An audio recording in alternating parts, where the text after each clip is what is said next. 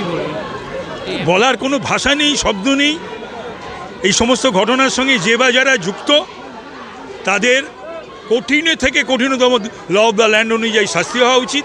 আর যারা এটা সাপ্রেস করার চেষ্টা করছে, ধামাচাপা দেওয়ার চেষ্টা করছে, সরকার হোক, প্রশাসন হোক, পুলিশ হোক, আর ওই আরজিকর প্রতিষ্ঠানের কর্তৃপক্ষ হোক, তাদেরও এই সমস্ত তদন্তের আওতায় এনে জিজ্ঞাসা করা উচিত, প্রয়োজনে কাস্টডিতে নিয়ে। এবং প্রিন্সিপালকে 4 ঘন্টা যখন সে পদত্যাগ করলো, তারপরে আবার একটা আসলে একটা খুব শক্তিশালী লবি আছে যারা স্বাস্থ্যটাকে, দপ্তরটাকে, মেডিকেল কলেজগুলোকে, ট্রান্সফার পোস্টিং এগুলোকে নিয়ন্ত্রণ করে। তো সন্দীপ সেই লবির একজন। সিবিআইকে দায়িত্ব দেওয়ার সংস্কার করার আর সময় পেল না। এটা সংস্কার করার সময়, এটা ধামাচাপা দেওয়ার জন্য আর যদি কোনো প্রামাণ্য থাকে সেটা লোপাট করার একটা প্রয়াস।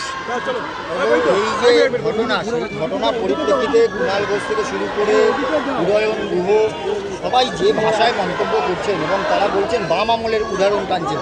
এখানে কোনো আমলের একটা কথা বলছি, বাম আমলের উদাহরণ তারা টানে কি করে? উদাহরণ তো তখন বামেই ছিল। তারপর তো উদাহরণ তো দুটো সময়েরই তাহলে দায়িত্ব নিচ্ছে। আর কুণাল যদি বলে বাম আমলের কথা, তাহলে বাম আমলে এইসব যদি ঘটে থাকে, তার জন্য তো 13 বছর মমতা ব্যানার্জি তক্তি তাউসে, তার সময় এগুলো হচ্ছে কেন? আর হাসাব করার চেষ্টা হচ্ছে কেন? বাঁচানোর চেষ্টা হচ্ছে কেন? আর এই সমস্ত কথা যারা বলছে এই ঘটনার পরে, তাদের আগামী দিনে মানুষ ঘৃণা করবে, ঘৃণা। এই আন্দোলনে সামিল হবেন না, এটা ওদের কথা শুনছে কে? ওদের কথা কেউ শোনে?